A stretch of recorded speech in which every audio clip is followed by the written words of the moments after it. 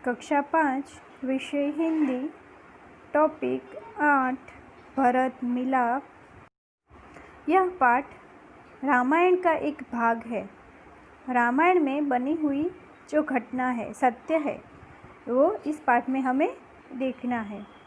माता पिता की आज्ञा का पालन करने हेतु राम वन में गए थे। उनके साथ सीता भी गई थी। भरत को इस बात का पता चलने पर वे अयोध्या के सिंहासन पर नहीं बैठे, अपितु सिंहासन पर राम की खड़ाऊ रखकर उन्होंने सेवक की भांति राज किया। इसीलिए कहा जाता है, भाई हो तो भरत जैसा।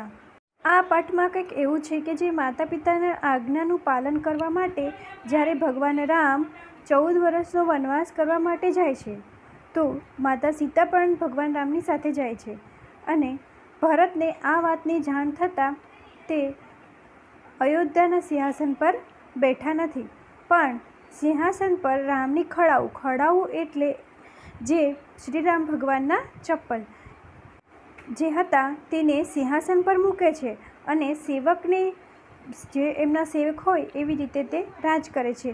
એટલે જ કહેવાય છે કે ભાઈ મળે તો ભરત જેવા જ। આ એક ટૂંકમાં વાર્તા હતી, પણ હવે એને આપણે સંપૂર્ણ માહિતી समझिए। अब आगे। वन का एक भाग कुटिया के बाहर राम और सीता बैठे हुए हैं। पास ही धनुष बाण लिए लक्ष्मण खड़े हैं। वनमा एक भाग के कुटिया એટલે કે એક ઝૂંપડી, જેની બહાર રામ અને સીતા બંને બેસેલા છે। એની બાજુમાં ધનુષનું બાણ લઈને લક્ષ્મણ ઊભા છે। હવે આપણે એમનું દ્રશ્ય જોઈ લઈએ। दृश्य एक। राम कहे है, राम ने कहा, भाई लक्ष्मण ज़रा देखो तो वहाँ आवाज़ कहाँ से आ रही है। तो જ્યારે રામે કહ્યું કે ભાઈ લક્ષ્મણ તું થોડું જોતો આ અવાજ ક્યાંથી આવે છે, तू ક્યાંથી આવે છે એ જો। तो लक्ष्मण ने कहा इधर उधर देखकर कि प्रभु सामने में कुछ लोग आते दिखाई दे रहे हैं। तो लक्ष्मणे એવું કીધું કે ત્યારે પ્રભુ સામેથી કોઈક અમુક માણસો આવી રહ્યા છે। राम ने कहा कौन लोग, ज़रा ध्यान से देखो। ત્યારે ભગવાન રામ કહે છે કે કોણ છે માણસો, જ થોડું ધ્યાનથી જોઈને કે। तो लक्ष्मण ने कहा ध्यान से देखकर, अरे यह तो भरत है, साथ ही बहुत से लोग हैं, हमें सावधान हो जाना चाहिए, शायद वे लोग लड़ने के लिए आ रहे हैं। लक्ष्मण बोल रहे हैं कुछ लोग हैं, એમની સાથે ઘણા માણસો છે, આપણે સાવધાન થઈ જવું જોઈએ, કદાચ આપણી સાથે યુદ્ધ કરવા આવી રહ્યા છે। राम कहते हैं हंसते हुए, भाई लक्ष्मण तुम तो बिना बात का शक करने लगते हो, इतने वर्ष साथ रहकर भी भरत को नहीं पहचाना। जब राम हंसते हुए बोलते हैं, लक्ष्मण को कहते हैं कि तू खोटी ज वातमां शक करे छे, એટલા વર્ષથી સાથે રહ્યો છે છતાં પણ તે ભરતને નથી ઓળખ્યો। लक्ष्मण उच्चती होकर बोलते हैं, पहचाना क्यों नहीं, उसी माँ का तो बेटा है जिसने हमें वनवास दिलाया। लक्ष्मण कहते हैं वो वही उसी माँ का बेटा है जेने આપણને वनवास मोकलेला છે। तब इसी बात सुनकर सीता माता बोल रही है, इसमें बेचारे भरत का क्या दोष, आमा भरतનો શું વાંક છે। लक्ष्मण लीजिए, सब लोग इधर ही आ रहे हैं। એટલી જ વાતમાં લક્ષ્મણ કહે છે કે આ માણસો આપણી બાજુ જ આવી રહ્યા છે। अब दूसरा दृश्य। भरत दौड़ते हुए कुटिया के निकट आते हैं। उनकी आंखों में आंसू बह रहे हैं। वे राम के चरणों में पड़ते हैं। राम भरत को उठाकर गले लगा लेते हैं।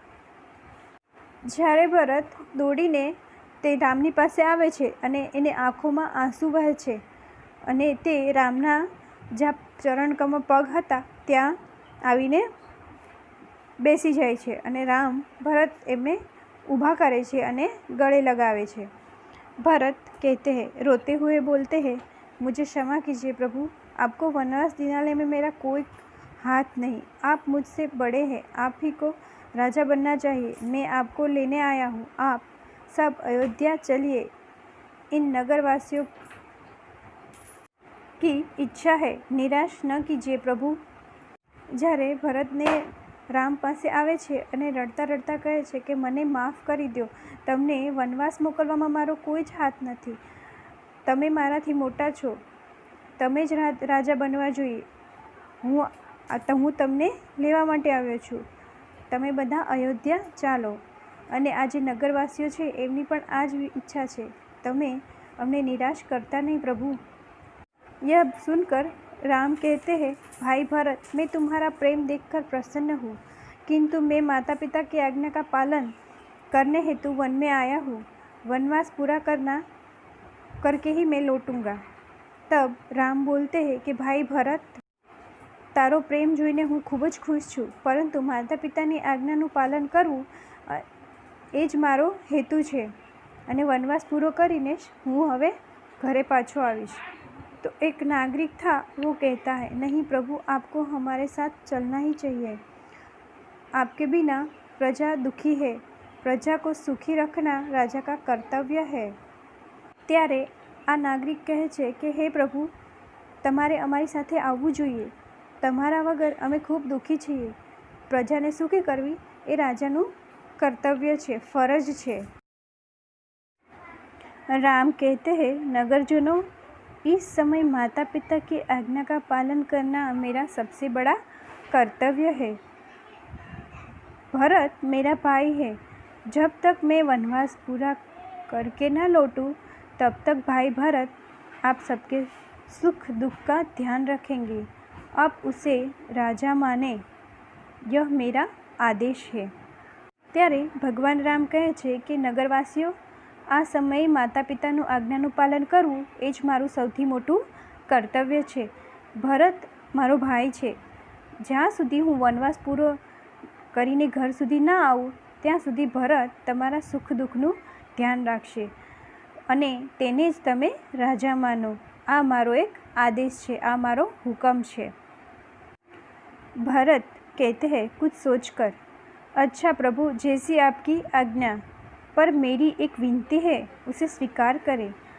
ભરત આ બધું જ સાંભળીને વિચારીને કહે છે કે સારું પ્રભુ, તમારી આજ્ઞા, પર મેરી એક વિનંતી હે, મારી એક વિનંતી છે, મારી એક પ્રાર્થના છે, તેને તમે સ્વીકાર કરજો। રામ બોલો, ક્યાં ચાહતે હો? ત્યારે ભગવાન રામ કહે છે કે તમારે શું જોઈએ છે? તબ ભરત કહેતે હૈ, मुझे आप अपने पाँव की खड़ाऊ दे दे। ત્યારે ભરત કહે છે કે તમે તમારા પગની ચપ્પલ, ખડાઉ એટલે લાકડાથી બનેલી ચરણ પાદુકા, જે લાકડાની ચપ્પલ આપો। तब राम कहते हैं, खड़ाऊ, खड़ाऊ का क्या करोगे? ભગવાન શ્રી રામ પૂછે છે, સવાલ પૂછે છે કે ખડાઉનું તું શું કરીશ? भरत कहते हैं, इन्हें सिंहासन पर रखकर आपके लौटने तक सेवक की तरह राजकाज करूँगा। ભરત ત્યારે રામને જવાબ આપતા કહે છે કે એને સિંહાસન પર રાખીશ અને તમે જ્યાં સુધી અયોધ્યા નહીં આવો ત્યાં સુધી હું આ ચરણ પાદુકાને સિંહાસન પર રાખીશ અને સેવકની જેમ राजकाज करीश। भरत का प्रेम देखकर राम, सीता और लक्ष्मण गदगद हो जाते हैं। रामचंद्र आगे बढ़कर भरत को गले लगाते हैं। खड़ाऊ लेकर भरत तथा नगरजन राम और भरत की जय बोलते हुए विदा होते हैं। ભરતનો આ પ્રેમ જોઈને રામ, સીતા અને લક્ષ્મણ ખૂબ જ આનંદ અનુભવે છે। રામચંદ્ર આગળ વધે છે અને ભરતને ગળે લગાડે છે। खड़ाऊ लेकर भरत तथा नगरजन राम और भरत की जय बोलते हुए विदा होते हैं। ભરતને ખડાઉ આપે છે અને એટલે કે ખડાઉ જે ચરણ પાદુકા રામની આપી દે છે અને નગરજનો જે હતા તે ભગવાન રામની અને ભારતની જય જયકાર બોલતા બોલતાની સાથે તે ત્યાંથી વિદાય લે છે। अब कुछ शब्दार्थ देखते हैं।